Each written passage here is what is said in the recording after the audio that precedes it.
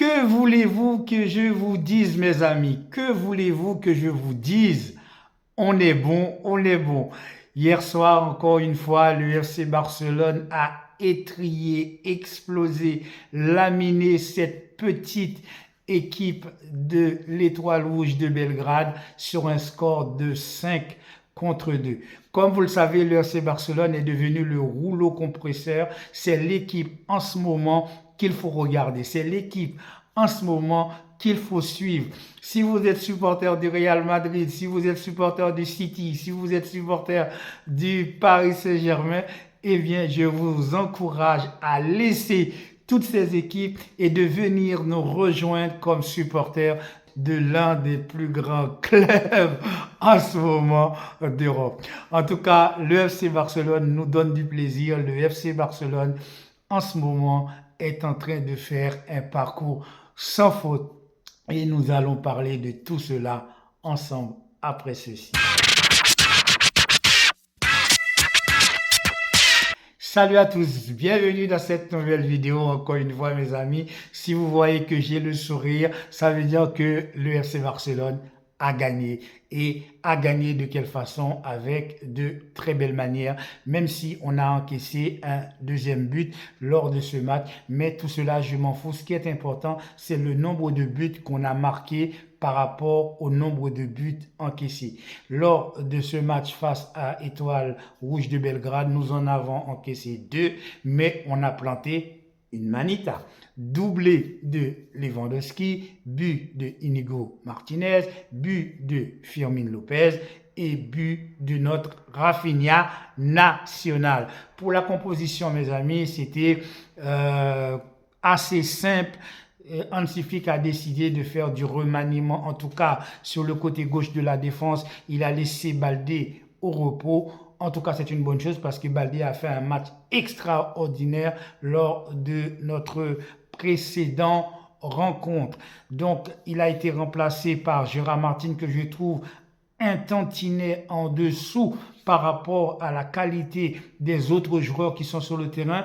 Je trouve que Gérard Martin, je ne sais pas s'il va devenir un très grand joueur, à n'en pas douter, puisqu'il est lui aussi issu de cette promotion dorée de la Masia. Mais en tout cas, force est de constater, pour moi, il n'est pas vraiment très bon sur son côté gauche. On voit bien qu'il ne fait pas de dédoublement, malgré qu'il a quand même des bons joueurs autour de lui. Il n'est pas encore, en tout cas à mon humble avis, il n'est pas encore à son prime, mais c'est bien que Hansi Flick continue de lui donner de temps de jeu afin qu'il puisse vraiment montrer peut-être toutes ses qualités, ce qui n'est pas encore tout à fait le cas à mon sens. Au milieu de terrain, c'était Casado avec Pedri, et cette fois-ci, De Jong a commencé le match, mais dans une position un peu basse. Des fois, c'était lui aussi qui était chargé de distribuer le jeu, puisque Pedri était un petit peu haut. Et on avait également Casado qui jouait également très bas par moment. En fin de compte, le match de De Jong n'était pas un match, on va dire, très flamboyant, extraordinaire. Il n'a pas eu énormément de choses à faire.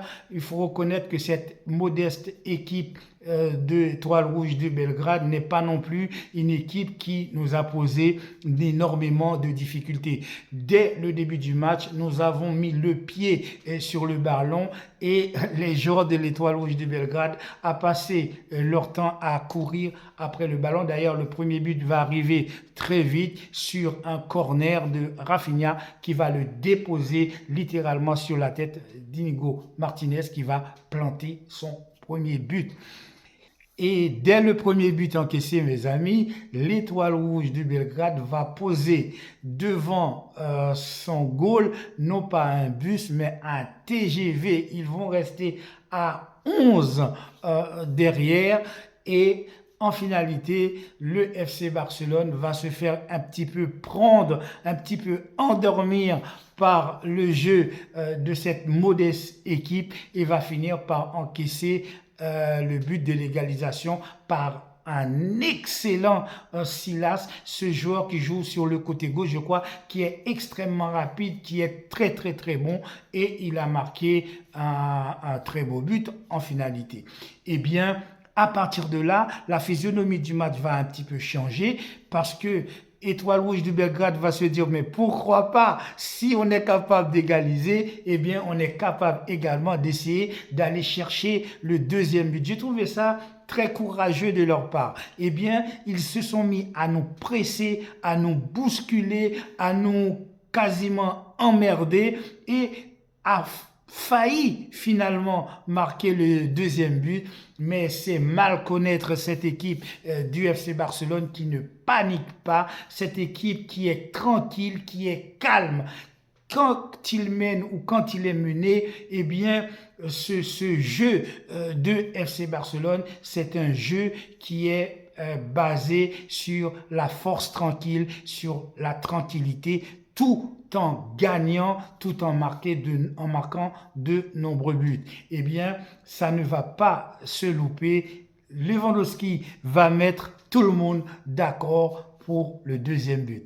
Et dans pas longtemps, Lewandowski va marquer son troisième but. Et on va dérouler, mes amis. On va dérouler. En tout cas, gros match de Casado. On voit que Casado est devenu également le patron au milieu de terrain à seulement 17 ans. Je me suis demandé, mes amis, comment on va faire pour déloger Casado.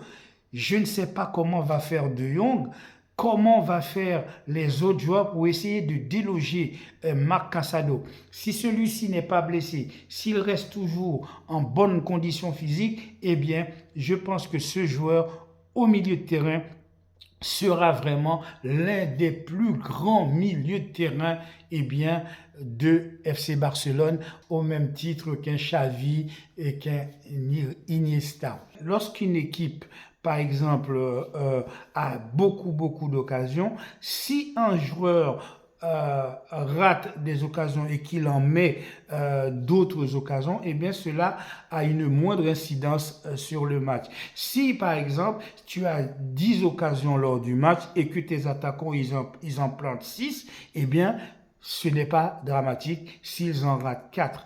Mais si dans un match, tu as que 2 occasions et que tes attaquants ratent ces 2 occasions, eh bien, tu ne peux pas gagner le match. C'est là toute la différence. Lorsqu'on était avec le FC Barcelone de Xavi, eh bien, on peut très vite remarquer, lorsque Rafinha avait des balles à jouer, eh bien, à chaque fois, il ratait.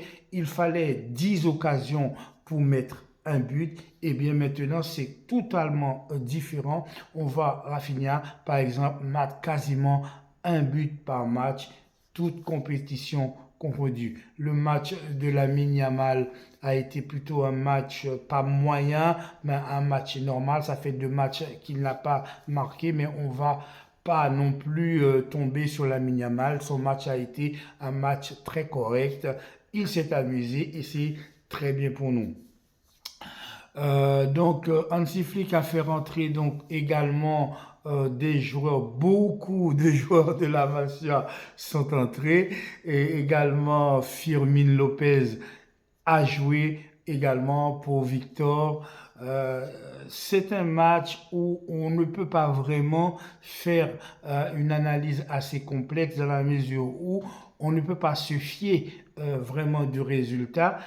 Mais si on se base sur l'ensemble des matchs qu'a joué le FC Barcelone, on est forcé de constater que cette année, le FC Barcelone propose autre chose sur le monde du football, et n'ayons pas peur des mots, n'ayons pas peur des phrases, n'ayons pas peur d'être nombrilisme. Le FC Barcelone est tout simplement actuellement la meilleure équipe du monde, la meilleure équipe d'Europe, le meilleur club. C'est le FC Barcelone qui propose le meilleur football.